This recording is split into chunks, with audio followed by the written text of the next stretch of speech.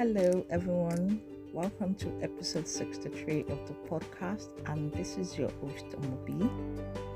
So, for today's episode, we are wrapping up our discussions on the report for the ACCA and the PAFA, that's PAFA, and rest concerning professional accountants and finance professionals in respect of the AfCFTA. The report is titled Professional Accountants Empowering the AfCFTA. Agreements. So I started that about 3 weeks ago. I've done 3 episodes and I've been doing a review of the report. So last week I started looking at 7 key information gaps highlighted in the report. That's the information that the finance professionals and accountants have stated that they will find most beneficial for them to have a better understanding of the opportunities that the AfCFTA presents. So we looked at I think 3 or 4 in last episode, 7 categories of information gaps, and we are going to wrap up the discussion with the other categories of information gap. And for example, one of the information gaps we looked at last week was the benefits, role or impact of the AfCFTA, including membership information and requirement. We also looked at countries or governments. They wanted information on countries or governments who are participating in AfCFTA, and information on customs, information or procedure for export duties and taxes. We looked at that, and I believe also shared information on trade tariffs, agreements, standards, and restrictions. So this was what we looked at last week, and we are going to wrap up the discussion on the report today with the other information gaps. I'll also share a brief highlight on trade tariffs, agreement, and standards. So let's go to today's episode. So in respect of trade tariffs, the accountants and finance professionals that were surveyed have asked that they will like to know information in respect of trade facilities, tax incentives, customs tariffs, and the facilities for using the AfCFTA route.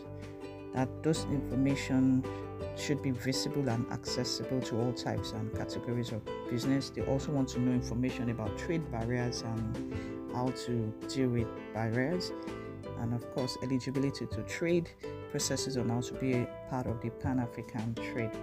That is the information they have requested in respect of trade tariffs, agreement, standards, and restrictions.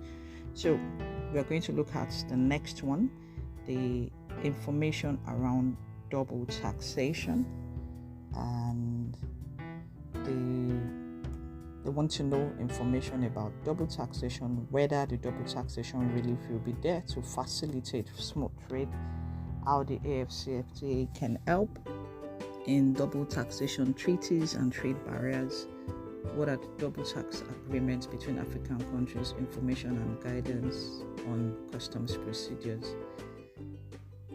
So basically, because tax professionals in both private and public sectors encounter double taxation as a challenge in assessing businesses.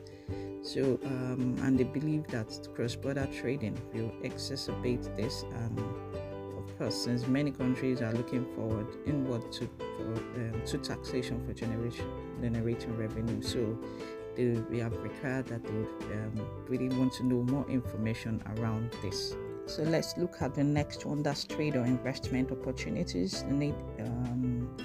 Some of the information they require is basically investment opportunity in neighboring countries, like for example like Kenya and Uganda, and market available among EAC countries, that's for the East African countries. Then the business opportunity that exists in countries, the availability of qualified institutions and workforce, legal framework, etc. So they also want information on what is happening in every country in the continent, and every business opportunities should be published. So for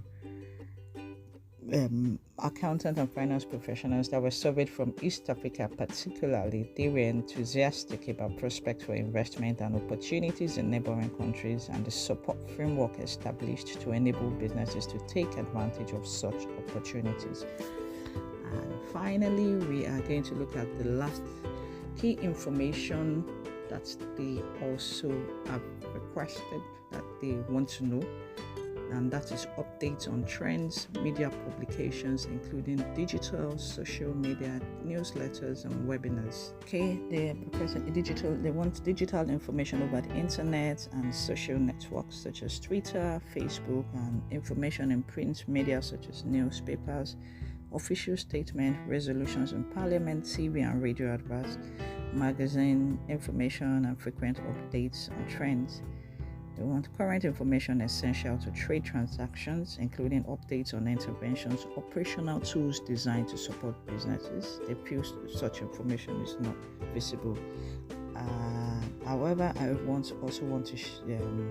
I'd like to say concerning this that there are now quite a number of information on the internet, and there are a lot of webinars, for example, the podcast is also for educational purposes. There are also some other information that have been provided. Other information, I believe, for me, I think it's a case of for us to also be intentional and go out there, and we will get some of this information. And for example, it was highlighted in the report, the digitized AU handbook. The African Union has for decades published a handbook on the activities of its organs and structures, highlighting initiatives and providing updates on how the union is fulfilling its mandate. And of course, in recent years, a lot of emphasis has been placed on the vision of African integration of trades, arts and culture through the AfCFTA agreement and other initiatives. And a digital copy is now available via mobile application. A lot of this information are out there.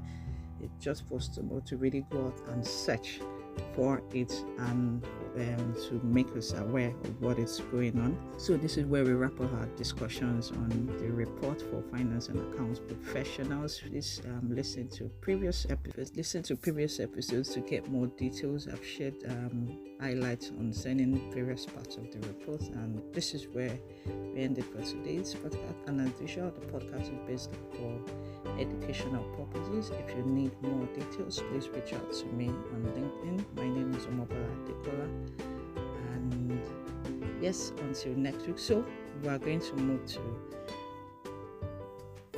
something else. We're going to start discussing something that's from next episode, and until then I say to you, bye bye.